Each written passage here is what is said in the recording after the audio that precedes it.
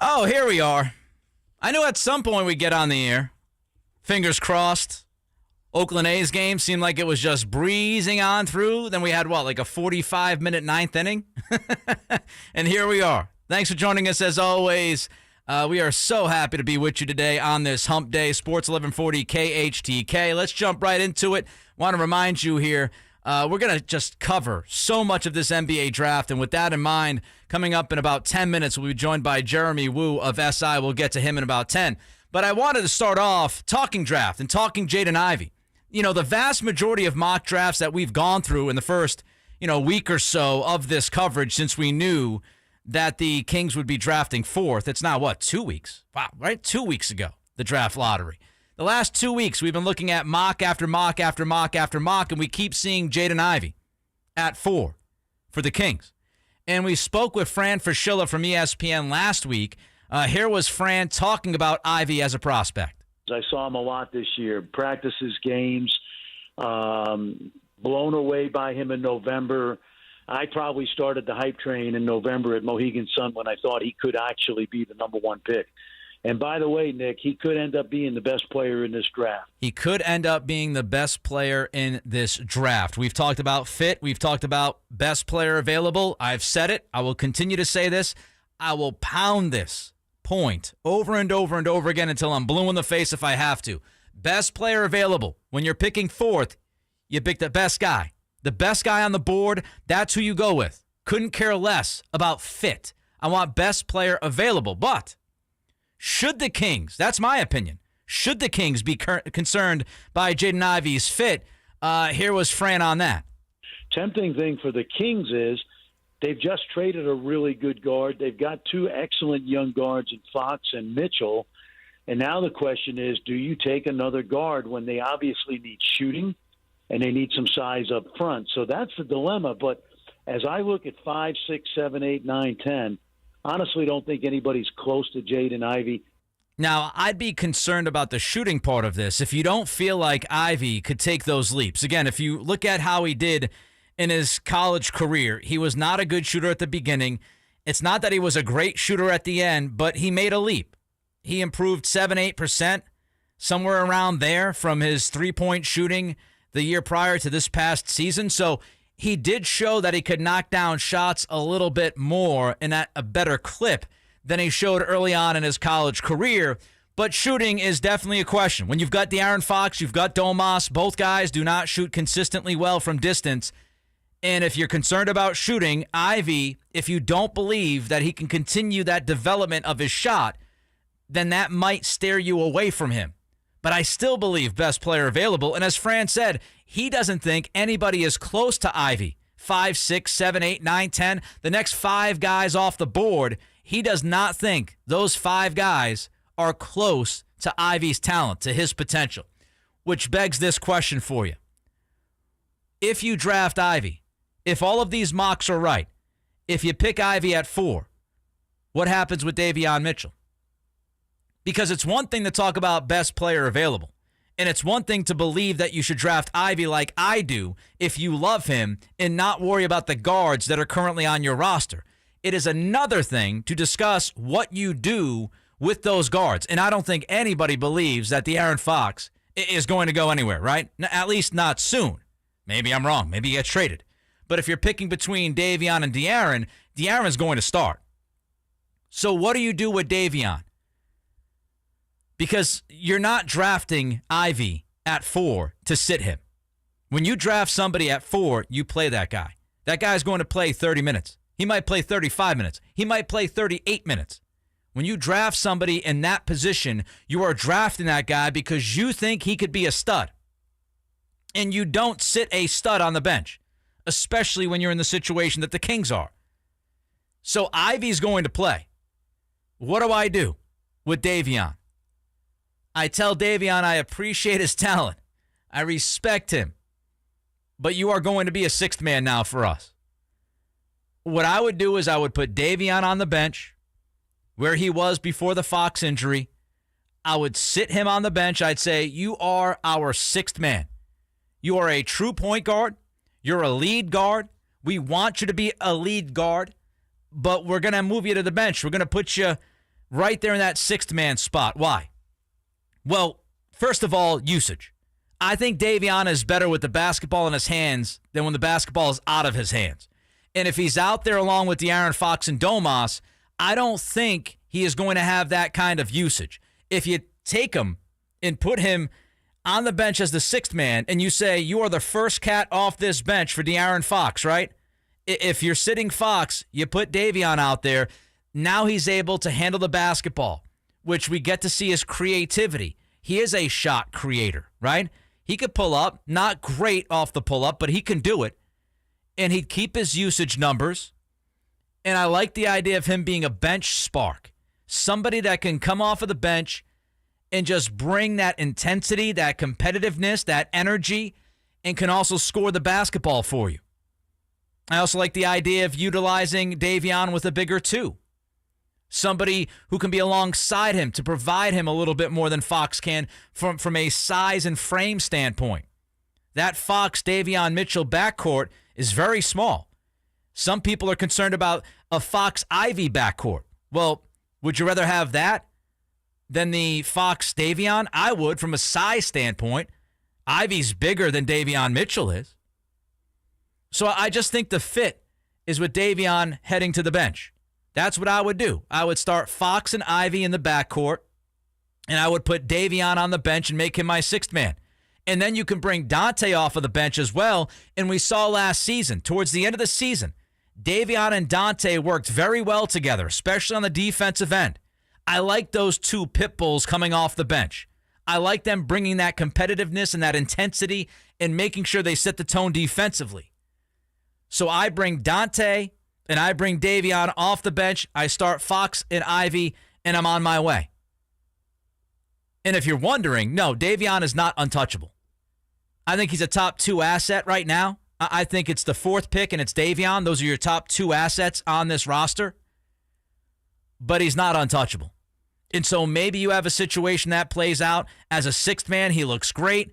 Maybe you trade him down the road like you traded Halliburton, and you bring in a wing. And then you have Fox, Ivy, and that wing that you bring in to go along with Domas.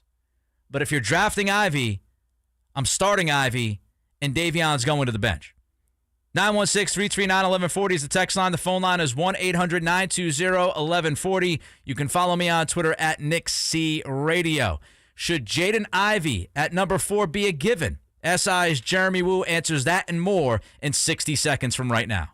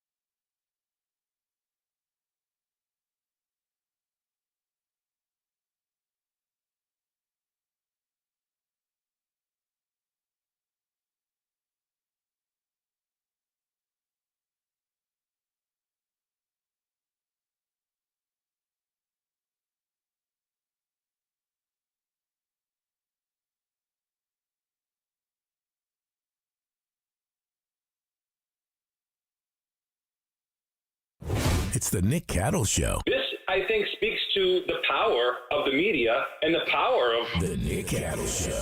On Sports 1140 KHTK. Hello to the fine people on YouTube, Sports 1140 KHTK. Check it out. Get involved with the chat. Don't forget to like and subscribe to that YouTube channel. Right now, we're joined by SI's Jeremy Woo, NBA Draft Insider. Glad to have you on the show, Jeremy. It is much appreciated. Let's start off, guys, if we can make sure that Jeremy's ready to go. Let's start off with the top 3, Jeremy. How probable is it that one of Holmgren, Banchero, or Smith fall past the top 3? Yeah, right now, I don't know if it's likely. I mean, we're all, when I say we, it's like me and, the teams and whoever else, we're all kind of working out similar information right now, but I think it seems like they're going to go 1, 2, 3 in some order. So I wouldn't handicap it as likely. But again, things can always change, and things are always a little bit fluid this time of year. And we'll know more in a week or two. But I wouldn't bet on it. If one guy did drop, Jeremy, if there was one guy to drop out of those 3 players, who do you think is the most likely one to drop and why? Yeah, I mean, right now, if someone had to drop, I think it's more likely Bancaro. But it just seems like kind of that's how it's going. I think Jabari Smith is viewed as the safest guy, and I think Holmgren I think is going to be hard to pass up on. He's polarizing, but I think his upside is tough. And for Oklahoma City being a team that has the ability to kind of take on risk, whether it's Orlando or OKC, I think both those teams are probably going to show real interest in him. So that kind of leads to Houston, and they kind of have a tough choice, but they could go Ivy. I don't know yet for sure. But. Sorry to cut you off there, Jeremy. Jeremy Wu with us here. It's okay. NBA draft insider from SI. All right, let's talk about Jaden Ivey. Obviously, Kings fans, there are a lot of mock drafts, Jeremy, saying that Ivey is going to go 4th to the Kings. Is he the leader at 4 if those top 3 go the way they're expected to go? Yeah, I don't think it's that clear cut, particularly for Sacramento, just knowing I think if you look at what they've done recently, and the fact that they seem to be, I think they know they're going to have to build around Fox, and they're trading Halliburton to get Sabonis. I think they're very conscientious of fit, and so it's easy to argue that Ivy is the best player available at 4, but just considering that I think people know that there's impetus within Sacramento to get back to the playoffs and finally make a push. That's why they went and got Sabonis. I don't think they're going to change course from that. With that in mind, I think you could see them go a different direction, maybe someone who is a better fit, or you could see them, try to move back in the draft, maybe to 6 or 7 or wherever. And I think that's something they could look at as well, where maybe you pick up value, you get a veteran player, you move it back, and you still get a rookie who you are happy with. One guy I wanted to ask you about was Shaedon Sharpe. He's somebody else that's been in the conversation for the Kings at 4. Is there any reason, basketball-wise, Jeremy, that you could see Sharpe go ahead of Ivy in this draft?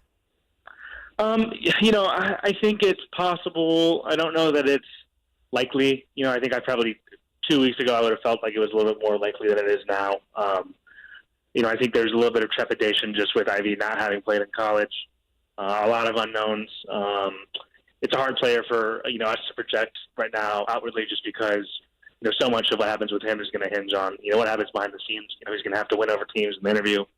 He's going to have to work out well and kind of answer all these different types of questions that are out there about him. It's not like it's too serious, but there's just more that we don't know, right? So I think you could justify taking him over Ivy if you felt like you had enough information to say this guy's frankly a better prospect. But I don't know that everybody is there right now, and I don't know if we'll get there in 3 weeks. Talking NBA draft with Jeremy Wu of SI here on the Nick Cattle Show, Sports 1140 KHTK. Somebody else I wanted to ask you about was Keegan Murray. Are people overlooking him as a top 4 candidate, or do you think he's now been solidified to go pretty much between 5 and 8? No, I think he's going to be in the mix at 4. Whether that means Sacramento will take him, I don't know the answer to that. But I think his range is, probably between 4, 5, 6. That's where I think his range is. I don't think, I don't expect him to be there, past that. I think if he's there for the Pacers at 6, I think he makes a lot of sense there. I think Detroit will look hard at him at 5. So I think his range is probably in there. It's somewhat narrow. How high is his ceiling, Jeremy? I think it's probably higher than your typical, 21, 22-year-old prospect, just because, we really just saw him break out for the first time. I think there's a lot of room for him to improve as a shooter. I think, there are areas that you can see him, polished skill-wise, and, physically, it's not going to be anything holding him back, really, right? So I don't know if we're talking about Keegan as necessarily a multiple-time all-star, but I do think he's going to be really productive. I do think, he has the ability to be a Rookie of the Year candidate. I don't think it's going to be like what happened with Obi Toppin, where he kind of turned into a pumpkin pretty quick with the Knicks. I don't think there's risk of that. So, I would feel comfortable with him, particularly if you're, trying to win. And it's not like he's 23. He's still at an early point in his development, I think, where you can talk yourself into it. All right, who could surprise people and maybe rise up the board more than expected? As far as early picks go, I would keep an eye on Desean Daniels from Junior Unite. If I'm the Kings, I'm at least thinking about it at 4. He has a lot of interest, pretty high in the draft, and he's not going to go in the top 3, but I do think he's kind of in that mix, and maybe isn't getting talked about maybe enough like that. But he's a really, really interesting prospect. He can basically defend 4 positions. He can play on the ball, play off the ball. His shooting has gotten a lot better. And he's really played this process well, and he's won teams over, I think, with his personality, and he's very, very mature and well liked as a person, which can go a long way, when you're splitting hairs with these top guys. So he's someone who I keep an eye on. All right, let's look at the other end of the spectrum. Who could fall further than we may think? Yeah, of the bigger name players. I think it's kind of a numbers game. I think you have to look at someone like Jalen Duren from Memphis, trying to figure out where are the real landing spots for centers. That's someone who I think could fall maybe not all the way out of the lottery, but towards the back of the lottery.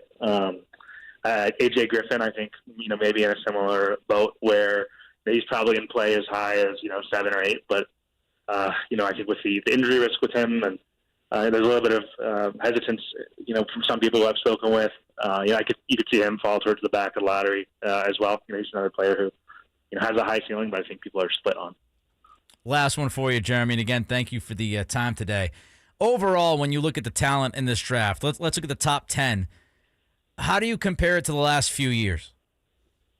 Yeah, it's tough. I think it's going to be hard to compare anything to last year just because of how many of those picks ended up hitting really fast. I don't know if I would say it's going to be better than last year because 2021 might be a historically good draft, but I think it compares pretty favorably up against, some of these other drafts. I think the top 10 is kind of where I think the strength is. After that, you get into, the teams, and, you can argue it a lot of different ways. I've talked to a lot of teams that don't, have very, very differing opinions on players, anywhere after, 16, 17 to 35, 40. So, but, I'm happy with the top 10. I think there are definitely players who people will be happy with, down to, Ben Mathurin, Jeremy Sohan, maybe an 8, 9, 10.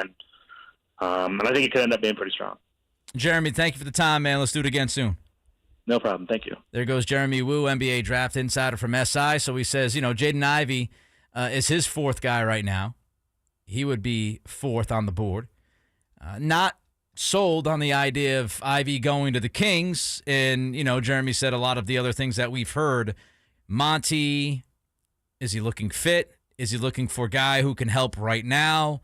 The postseason mandate that's been placed on this team, ridiculously, I believe, by ownership. All of those things come into play, and will that eventually affect who Monty pulls the trigger on? I hope not. I hope it's just as easy as best player available. Desean Daniels, interesting name that came up. We haven't talked about him, so maybe he's somebody we got to put on the board and talk about. Fascinating, can guard 3-4 positions, so that'd be another situation where you're looking at this current roster saying, okay, we don't have a lot of guys who could defend, let alone defend multiple positions. 916-339-1140 is the text line. Don't forget, you can listen live at KHTK.com. Coming up, the sports story that has everyone wanting more of it.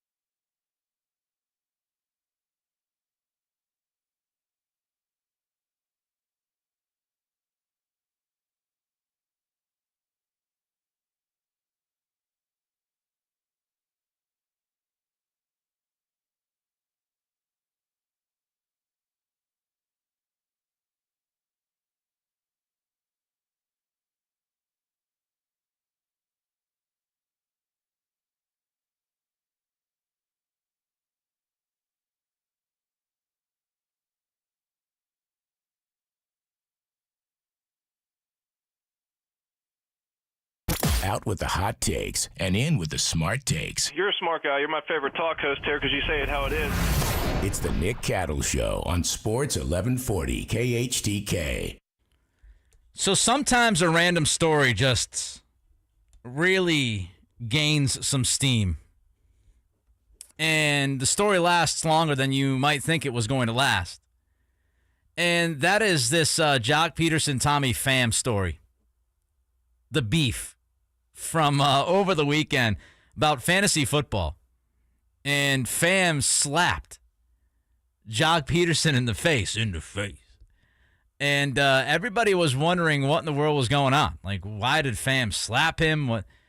And then it came out that it was over fantasy football. Now, I've played fantasy football for a long time.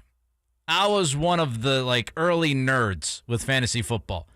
I remember mid to late 90s getting together with my buddies for drafts. I remember, I'm going to sound like that old guy, right? The old guy yelling at clouds. But I remember when I used to do fantasy football draft with a notebook, and you'd have to write down the names as they were picked. I remember, looking at the newspaper on Mondays to get the statistics from the Sunday action, to get all the stats and to see how many points my team scored. I remember all those kinds of things. And I've had some spirited debates about fantasy football. Matter of fact, one happened last year. It was in a draft. Get this, ready? So I'm drafting, and I noticed that DJ Moore is still on the board late. I'm like, my goodness, I've got to draft that guy. That's a good pick this late. And I go up to draft him, and then I find out one of the other owners in the league coming back from the bathroom goes, hey, how did you draft DJ Moore? And I said, because he was available. And so that owner looked at another owner and said, who'd you pick? The other owner picked Rondale Moore, because that owner had to go to the bathroom and said, can you pick DJ Moore for me? And the guy went up there and picked Rondale Moore. Somehow, I didn't get DJ Moore. Take that. They gave DJ Moore to the guy who said he wanted to draft DJ Moore before he went to the bathroom. Spirited debate. I walked away from it. Was not going to get violent. It was like 11th, 12th round. If it was third round, there might have been some furniture moving around. So we all have these debates. Stop BSing the people in this country. I can't say that I've stood up and slapped somebody in the face over fantasy football, but here we are, Jock Peterson, Tommy Pham. And one of the best things that happened after the slap was Jock stood in front of the media for 3 minutes and talked about what happened and gave us all the details of who did wrong and why was it wrong. And here was Jock. I put a player on the injured reserve when they were listed as out, and added another player. And then there was a text message in the group saying that I was cheating because I was stashing players on my bench. And then, I don't know, I looked up the rules and sent a screenshot of the rules, how it says that when a player is ruled out, you're allowed to put him on the IR.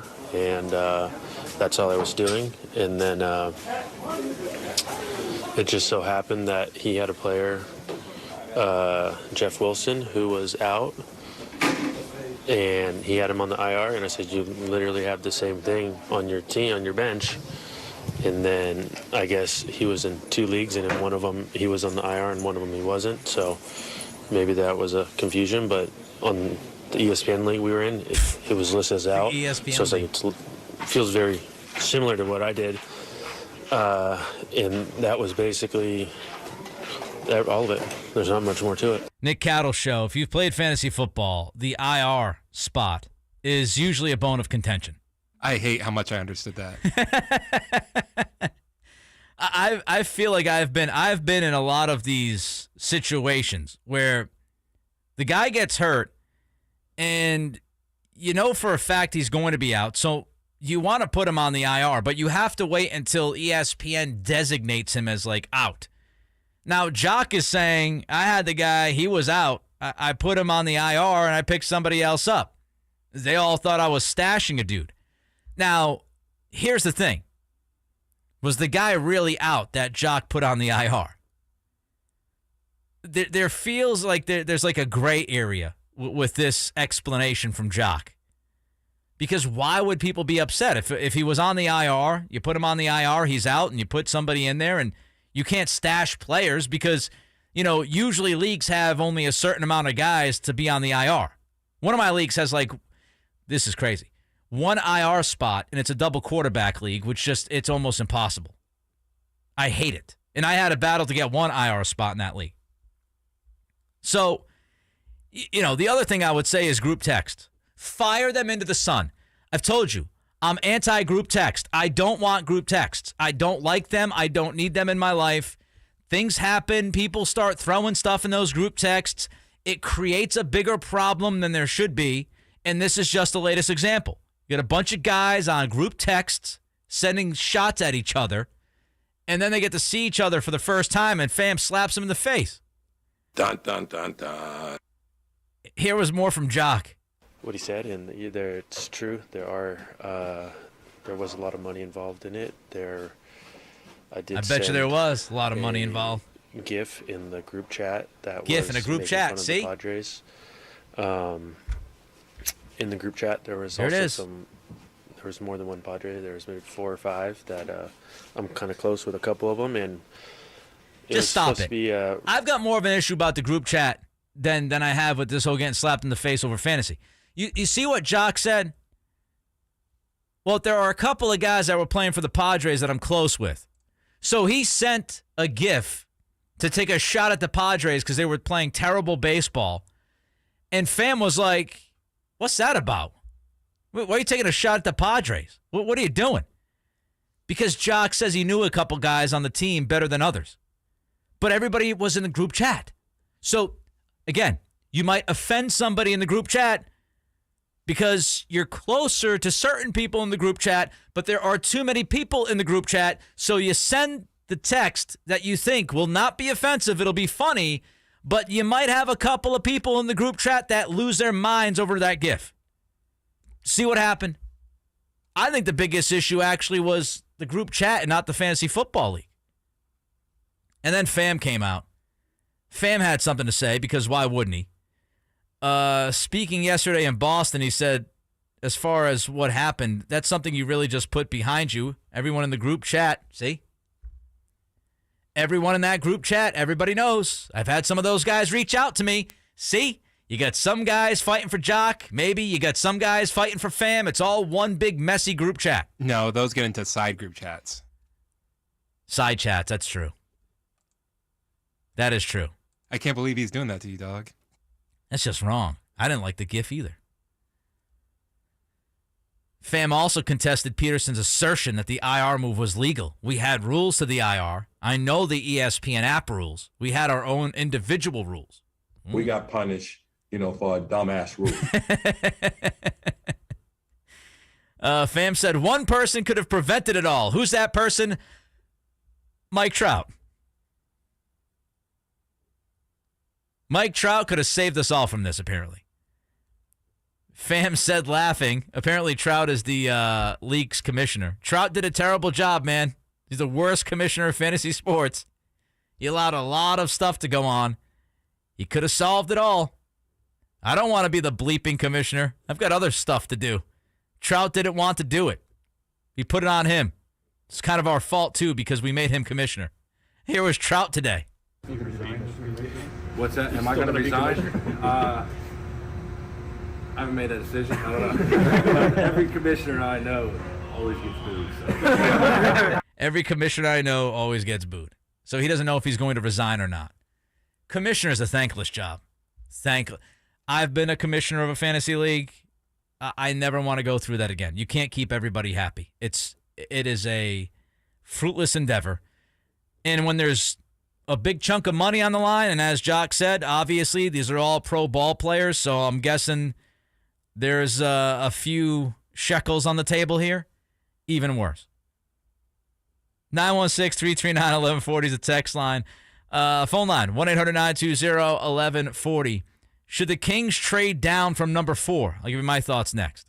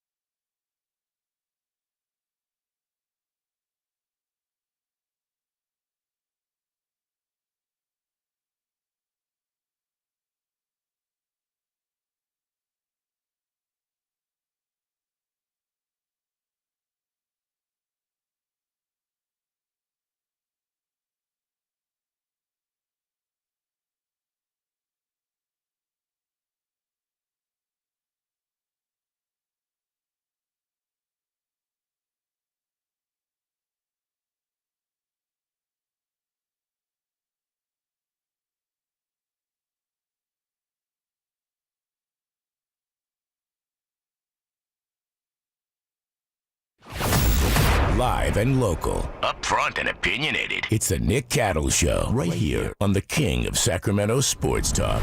Sports 1140 KHTK. Final hour of the radio program. Thanks for joining us as always. It is much appreciated. Let's get back to the Kings talk. So the Kings have 4 options as we get ready for the NBA draft. 3 weeks from tomorrow. 4 options. They can trade up. They can trade out. They can, as we say, stick and pick at 4. Or they can trade down. Now, we've talked about them trading up. We've talked about them trading out. We've talked about them sticking and picking.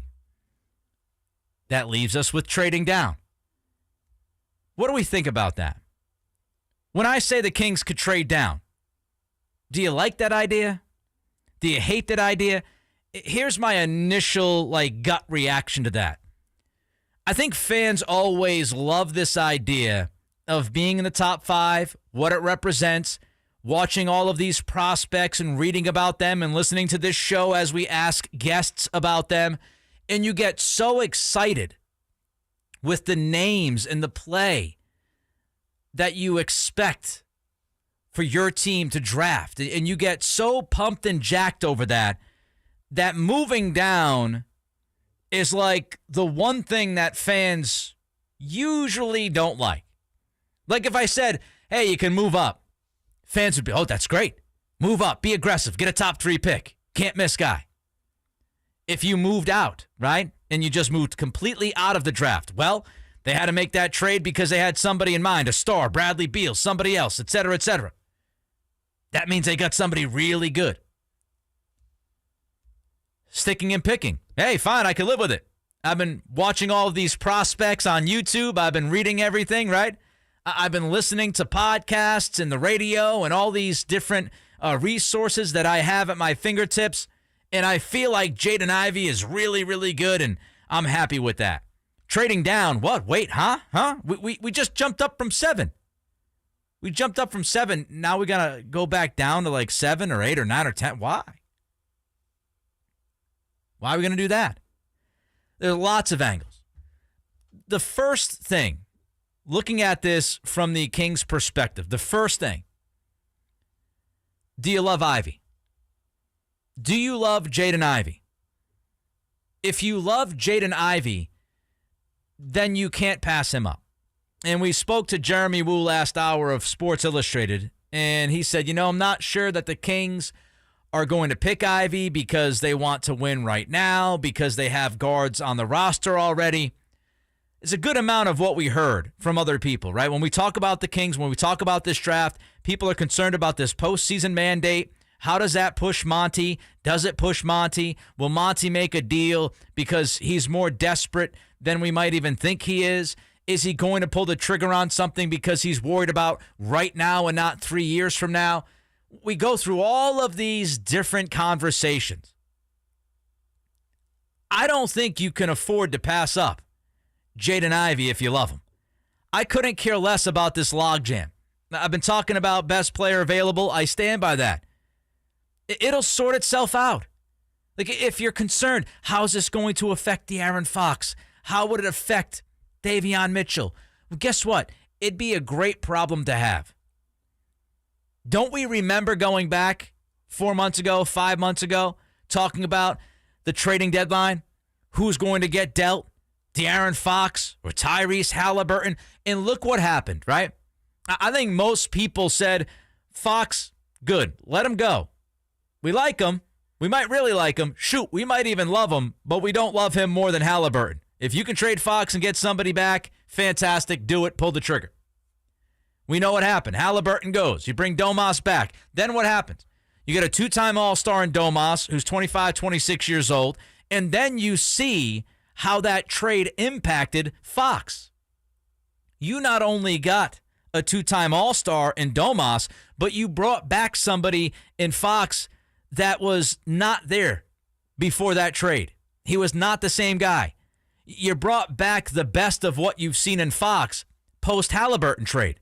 It's like Fox woke up and said, oh, I don't have to worry about my job anymore. I don't have to worry about being on the trade block. Now I can just play basketball.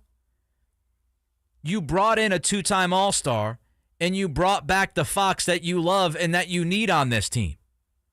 That can easily happen, right? You can bring Jaden Ivey here via the draft, and then 4, 5, 6, 7, 8 months from now, who knows? You get to the trading deadline in February, maybe you have a deal on the table.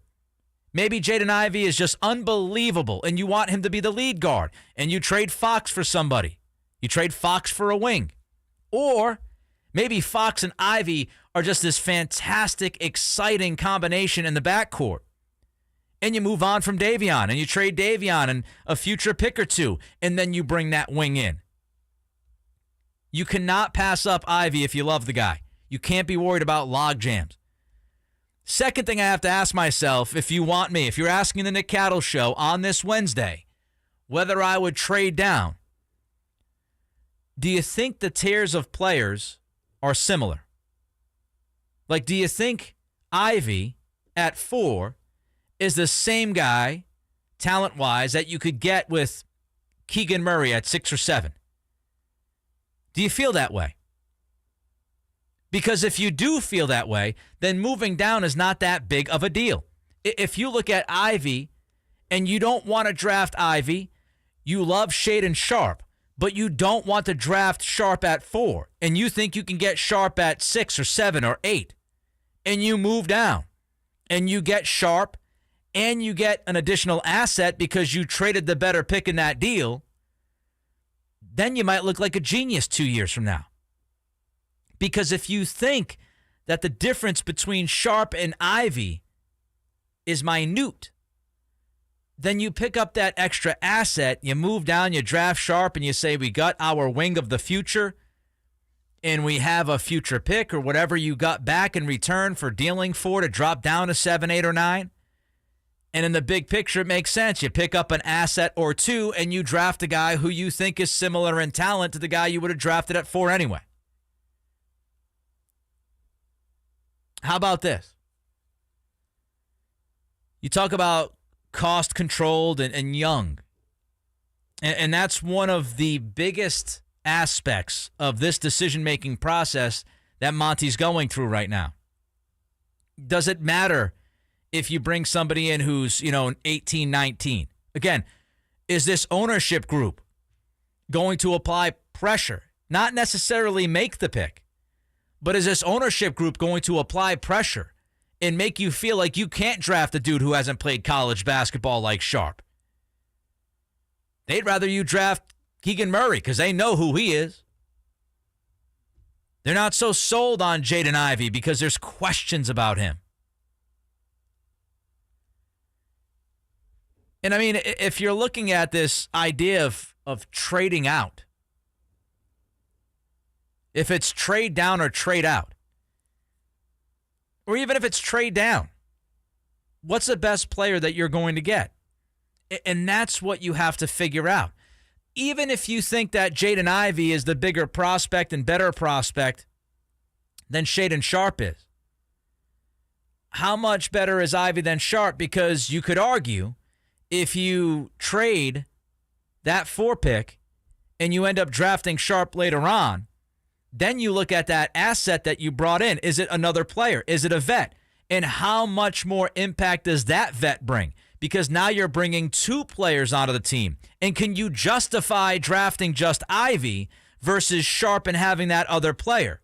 These are all the fascinating and compelling and intriguing conversations that are happening right now between Monty McNair, Wes Wilcox, and their staff. They're going through all of these questions, I can guarantee you. And these conversations happen every day. And I would imagine that some of the answers change every day. Here's my ultimate message. Do not overthink it. Because when you start to overthink something, that's when you can get in trouble. And if Monty is overthinking this, and he's thinking about everything under the sun that I just brought up, and he's thinking about the postseason mandate, and he's thinking about Shaedon Sharpe not playing at Kentucky, and he's thinking about Paulo Banchero saying he doesn't like Oklahoma City, and maybe he falls because of that. If he's thinking about all of these other, he's just got to keep it simple. The KISS method. My elementary teachers used to say that. Keep it simple, silly. That was the cleaner version, wasn't it? Don't overthink it. If you love Jaden Ivey, he's sitting there at 4, pick him. Pick him and live with the results. And we're going to talk about trading up, trading down, trading out, sticking and picking for the next 3 weeks, because that's what we do. And when we get more information, when there's more intel out there being shared, we'll talk about it. We'll break it down. Just don't overthink it. By the way, time to check out Coastside Medical Clinic, who's dedicated to providing breakthrough remedies for men. And I would say I would much rather keep the pick than trade down, because I think you're playing with fire if you trade down too far. I mean, at 4, I feel pretty good about the possibility, if not probability, of bringing in somebody who can be an impact player and eventually maybe even a game changer. At 7 or 8 or 9, okay, now I think we're stretching it. Your thoughts? 916-339-1140 is the text line. Don't forget, IG, Twitter, YouTube, Sports 1140 KHTK. In 90 seconds, just when you thought it couldn't get any worse for Desean Watson, it does.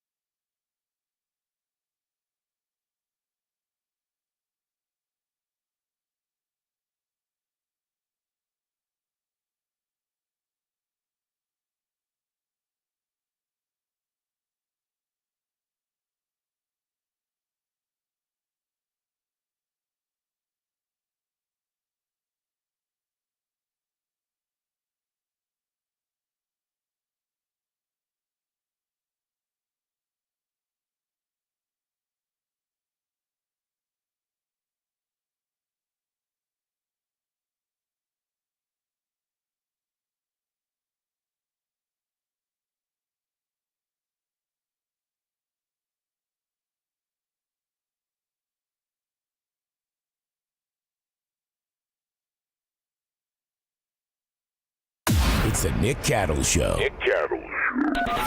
Text us at 916-339-1140. Sports 1140 KHTK. Very exciting times at the Cattle's household, by the way, folks. The backyard project is getting close to being finished. The tiki bar is up. It has been stained, I believe, a couple of times. The deck is being worked on. It has been stained once. The sand is in. The sand pit has been completed. Very exciting times.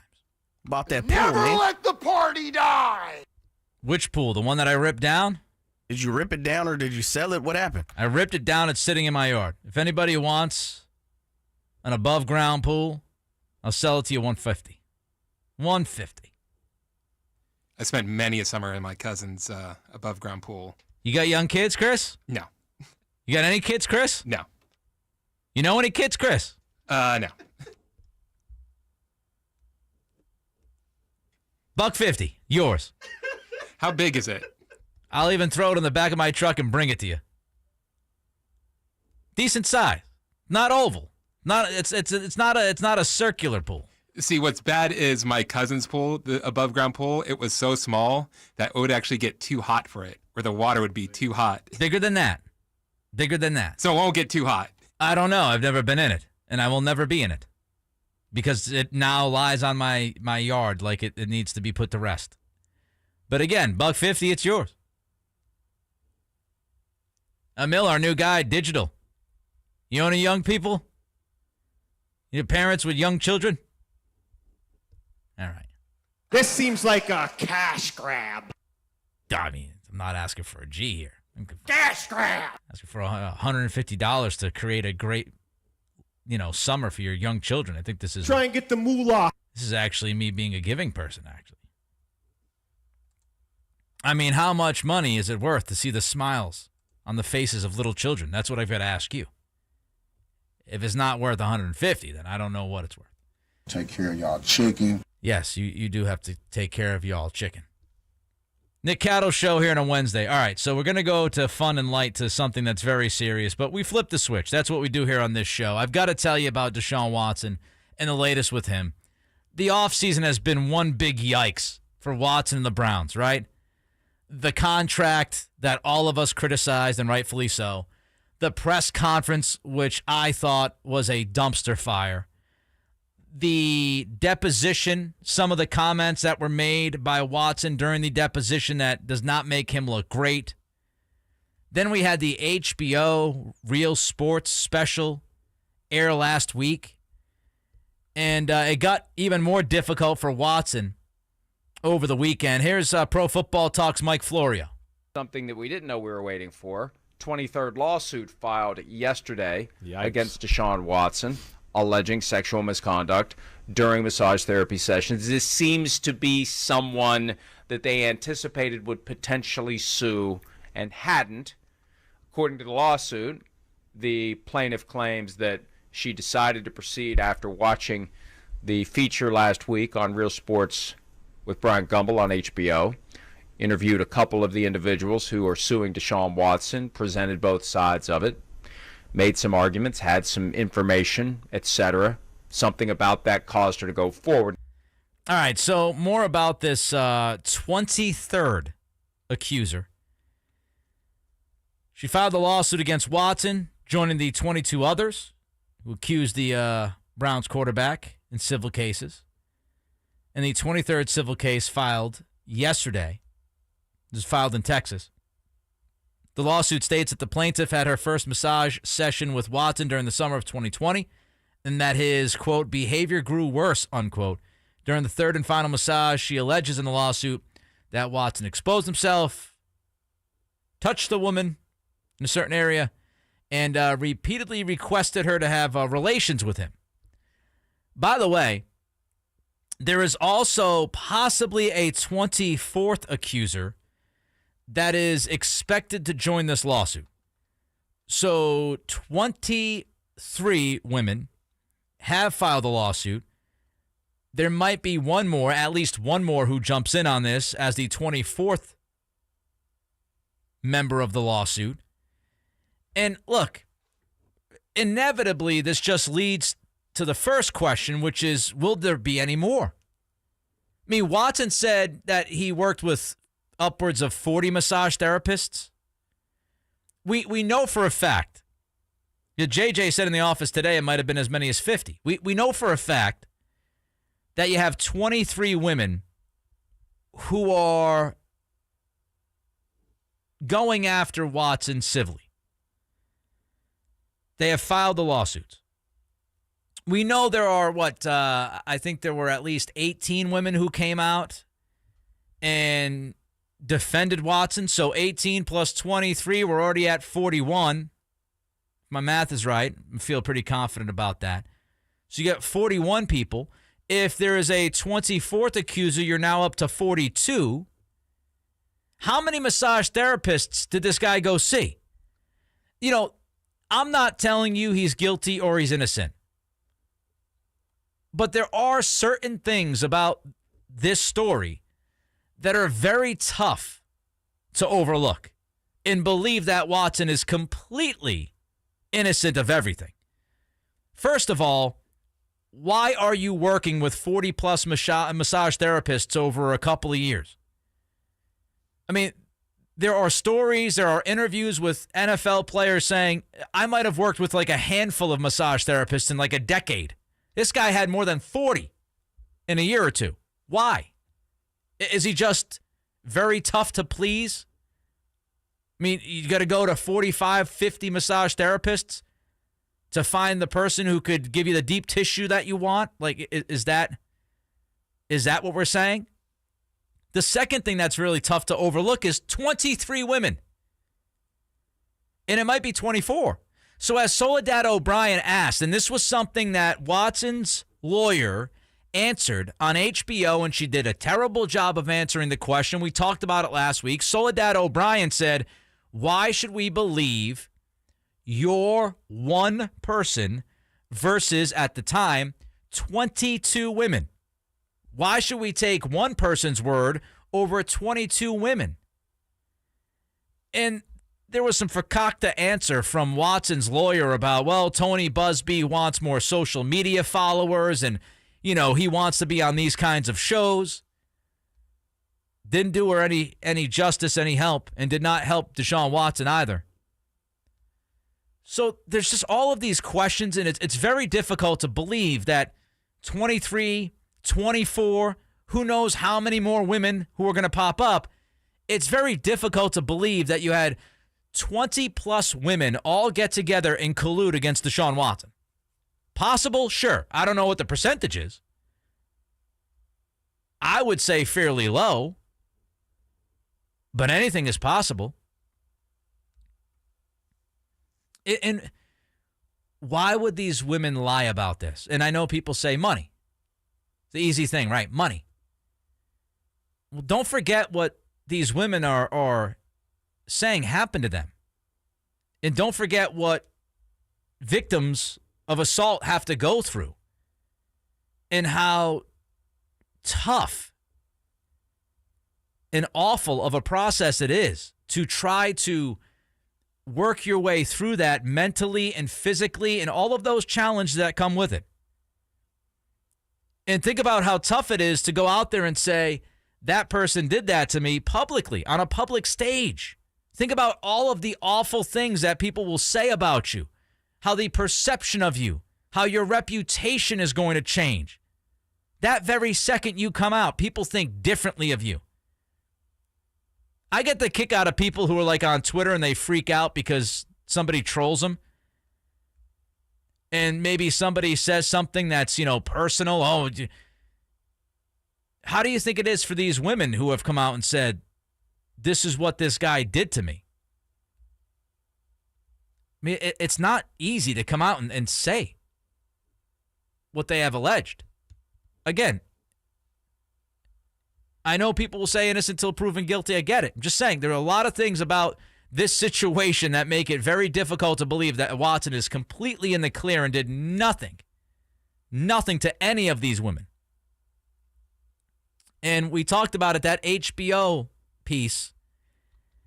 Watson's team did not come across well. It did not do him any favors. We've heard about maybe the NFL coming to a decision at some point here in June. Clock's ticking. And the NFL has to wonder, well, how many more women? What if we rule on this thing and we don't punish him, or we punish him for X amount of games, and then all of a sudden we have like 5 more women pop up over the next month or two? And he has the right to tell his story, and he has in these depositions. He has said some things that I think would make you question his innocence, but we'll see what happens with these civil lawsuits, and we'll see what the NFL says. 916-339-1140 is the text line. Instagram at Sports1140KHTK. Don't forget, by the way, time to check out Coastside Medical Clinic, dedicated to providing breakthrough remedies for men. Our NBA super team's a thing of the past. I'll give you my thoughts next.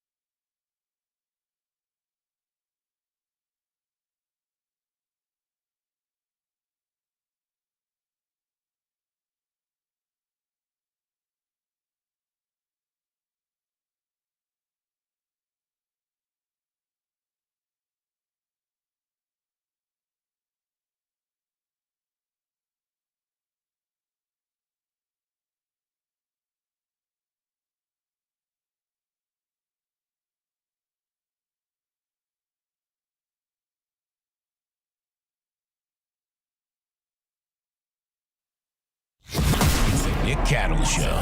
On Sports 1140 KHTK. What song is this? Chase. Chase. Midnight Express. Midnight Express. Yes. Okay. Because I was going to say it reminds me of the FTR theme in AEW. Which is a takeoff on... Yes. Yes. Now it all makes sense, Vlad. I didn't know if it was the FTR theme. So every time it plays, I'm like, wait a minute. Is this it or is it not it? I go with the original. Yeah. I've got to listen to both of them back to back and in full and absorb it. As we get ready for the NBA Finals starting tomorrow night between the Celtics and the Warriors, one of the questions is whether or not Golden State is going to be healthy. And will GP2 be healthy? Will Andre Iguodala be healthy? Will Otto Porter be healthy? You know, one of Golden State's biggest weaknesses, and we'll talk about more of this tomorrow on the show. We will hammer the NBA Finals tomorrow. Promise you. You will have all of the information that you need before you sit down and watch this series. One of the biggest weaknesses for the Warriors is size. They're not a very big team. And when you're going against the Celtics, who are a pretty big team, you need all the size that you can get. You need all the good defenders that you can get. And so Gary Payton Jr. and Andre Iguodala and Otto Porter, those are guys that can defend the wing. And so that's going to be crucial for the Warriors in this series. Here was Steve Kerr with an update on all three of those guys earlier today. All three will be questionable. All three took part in our brief scrimmage today, and we'll see how they turn up tomorrow. So, but it was a good sign that all three were able to have contact today. Am I the only one that when I listen to that, I just hear people pounding the keyboard?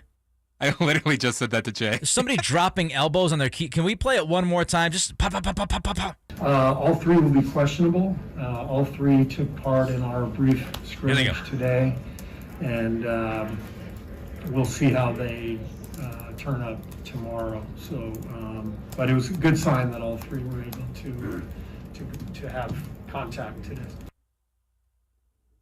It's like just a little, a bunch of little tiny tap dancers behind Steve Kerr. Got to tweet first. Got to tweet it. Got to get it out. Got to tweet. Look, again, we'll have a full-on preview tomorrow. We will talk about this series from pillar to post. Here's my general feel.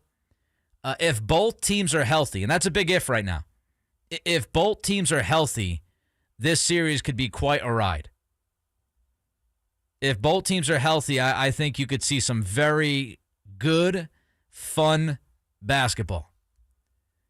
Nick Cattle Show here on a Wednesday, Sports 1140 KHTK. Speaking of the Warriors, of course, they eliminated the Mavericks to get to the NBA Finals this year, and Dorian Finney-Smith was talking about the Mavs team and their roster, and I've said this before, and I think others have said this as well.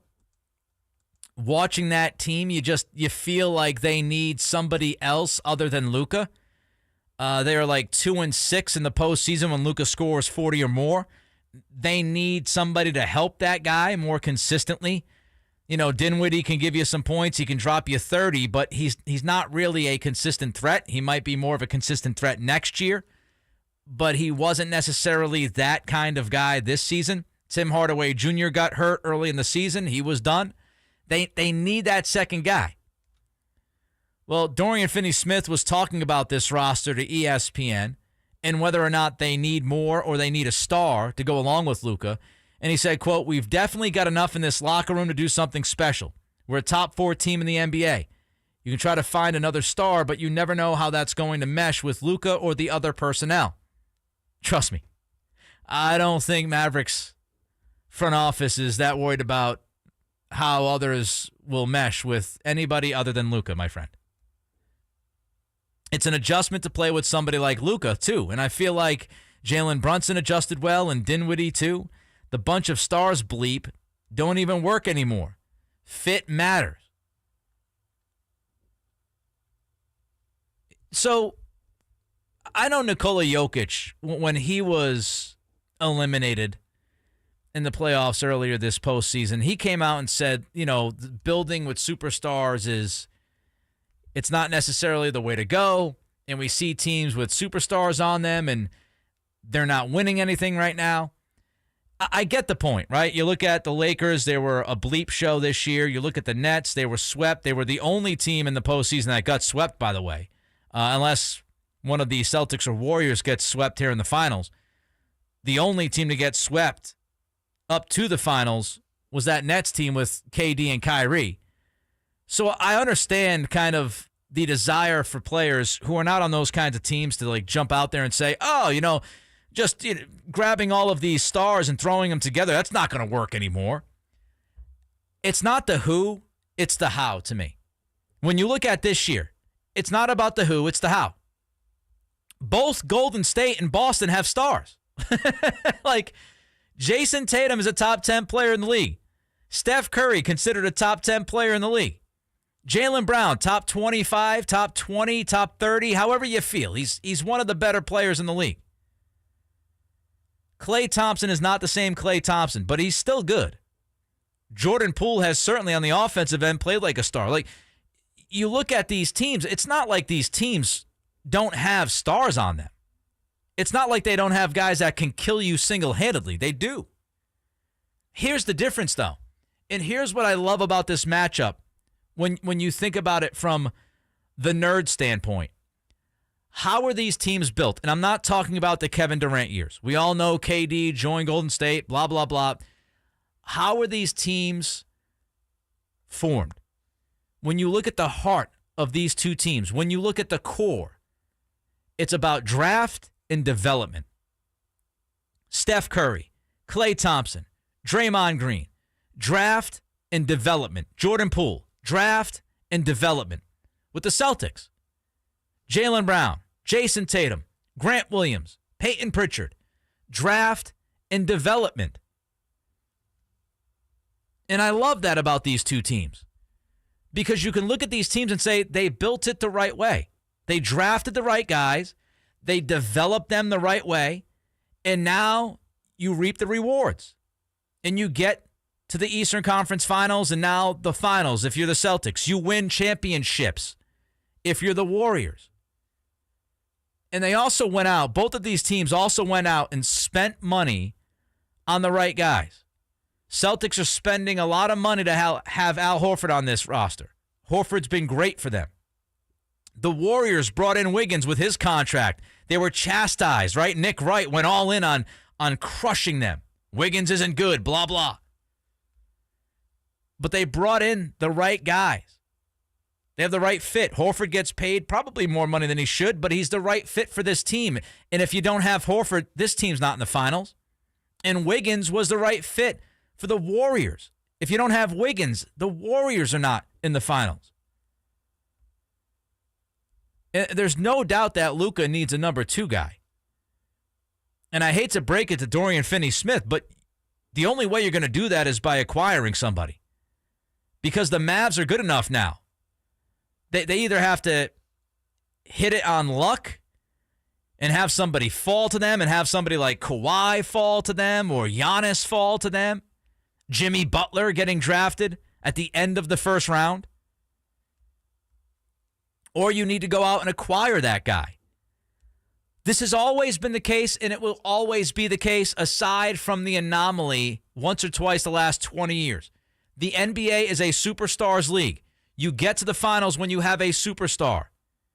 You need a guy who can be a top 10 guy. Most of the time, you need a guy that's a top 5 guy to win the championship. But you need superstars. That's not going to change. That's been the NBA from the beginning. You go back to the Celtics with Bill Russell and Bob Cousy and all those guys.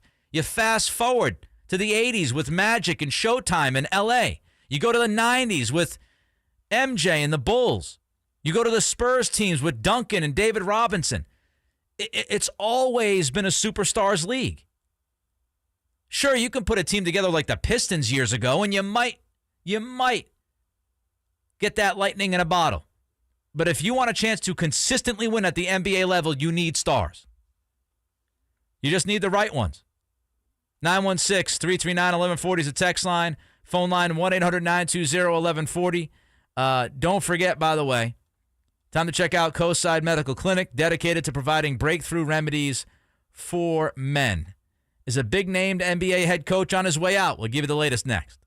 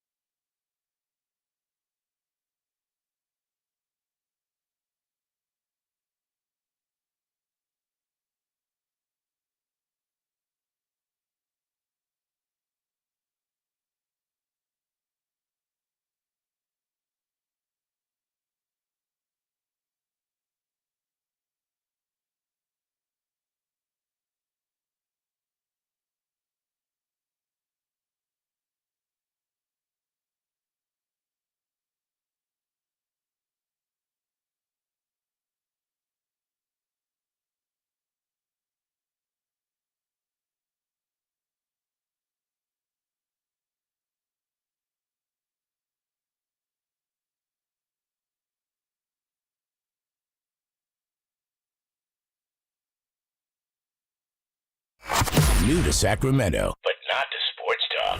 It's the Nick Cattle Show on Sports 1140 KHTK.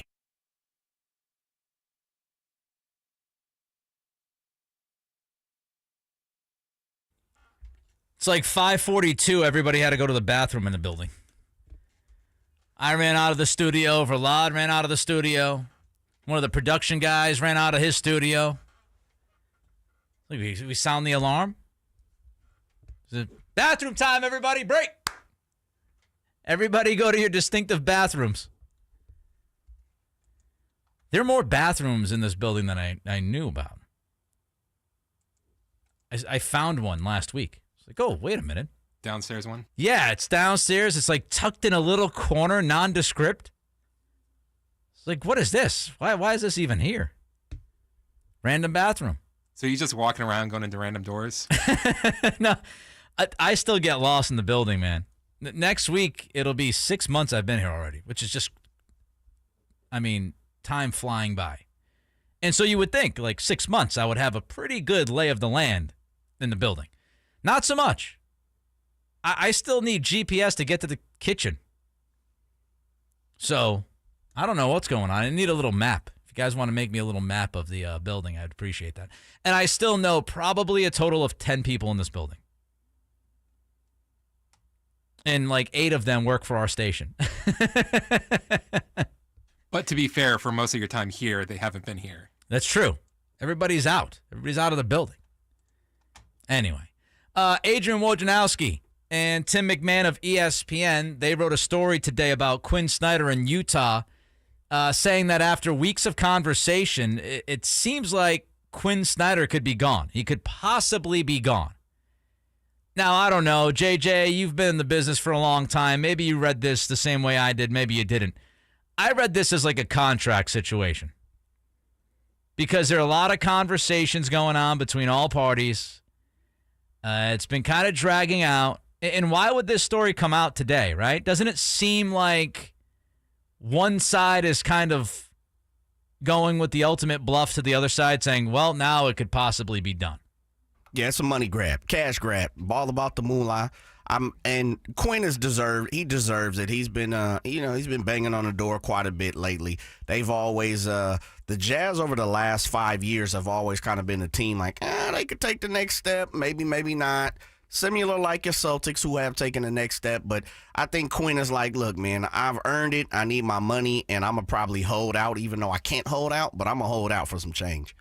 The other possibility here, if it's not a money grab, is maybe Snyder does not want to trade one of the two guys, or maybe he doesn't want to trade either of them. Because there's been a lot of talk about Rudy Gobert and Donovan Mitchell, and that one of them is going to go this offseason. And you wonder if Snyder has been battling to keep this thing together, or maybe he's battling to trade one of the guys. I don't know. But when I see this come out, when I see this kind of leak, the way it was worded, they've been talking for weeks, and now he might be gone. It kind of just reeks to me of an agent play or a front office play. I don't know which one it is. I don't know which one leaked this. I also have to wonder, does Danny Ainge change the math? Because Ainge is running things now in Utah. Is Ainge a Quinn Snyder guy? I don't know.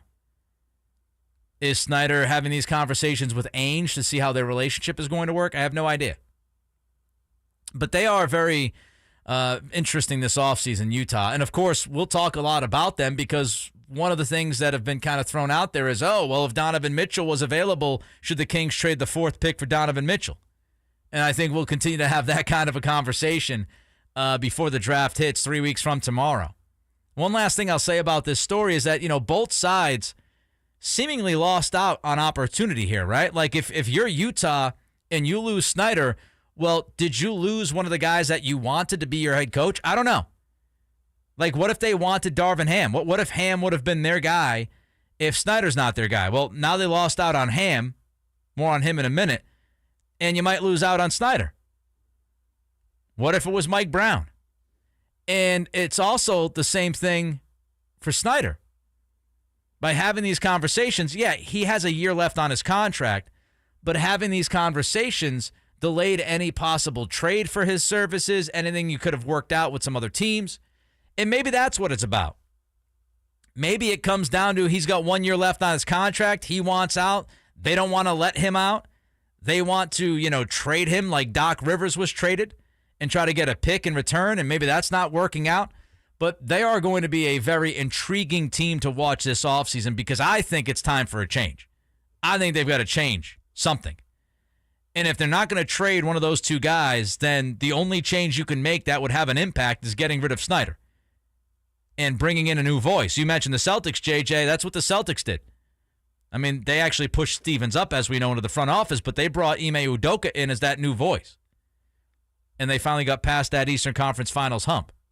Speaking of Ham, he goes to L.A., new head coach of the Lakers. Here was Stephen A. Smith.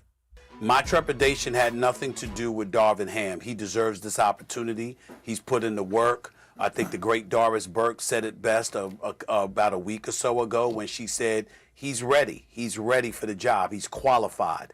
And that's a big, big deal. And so, considering, that he's put in the work, that he has the credentials and the resume to warrant consideration for this job and to ultimately land it and to have the support of the great LeBron James, I think goes a long way. Plus, you've got somebody that's a mammoth of a man. Ain't nobody going to push him around physically, damn for sure.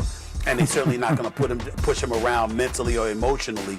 That also comes with the territory as well. Those sound effects, like Stephen A. walked onto a spaceship.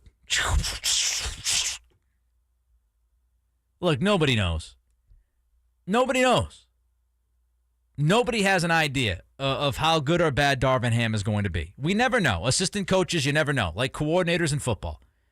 You don't have a clue. You just don't have a clue. He could end up being great. He could end up out of a job in a year or two. So we'll see if he's the goods. I will say LeBron liked it. So, in Lakerville, that's all you need to worry about. As long as LeBron's okay with it, then you feel good because he won't be subtweeting or causing any kind of drama, at least for the next couple of months. So LeBron liked it. He tweeted about it. He was happy. But if Darvin Ham thinks he's going to be able to handle Giannis, I saw these people saying, Darvin Ham knows how to handle superstars and big personalities. A, Ham was the assistant coach. Much easier to handle personalities and egos when you're the assistant coach. B, Giannis ain't LeBron. They could not be any different. Giannis is like no frills, no drama, works his butt off. LeBron works his butt off, but he doesn't cause any of the other stuff. I think Giannis is relatively a low-maintenance superstar. LeBron's the exact opposite. So even if you handled Giannis, doesn't tell me you're going to handle LeBron. LeBron's his own entity. In a league of drama, LeBron's his own entity. Now, of course, Ham was an assistant in L.A. 2011 to 2013, so he knows the market. He's been there, but he hasn't been the guy. I do credit the Lakers because this is not necessarily the safe pick. Like they could have gone out and they could have grabbed an experienced guy with some more cachet, and maybe they tried. Maybe Doc said thanks, but no thanks. I don't know. Maybe they were waiting for Snyder, and they said, we're sick of waiting. We got to get somebody. But to hire Ham, who's never been a top guy, no matter how you feel about him, you might feel like he's going to be great, but he's never proven it. You got a short window. Like, they got to win now.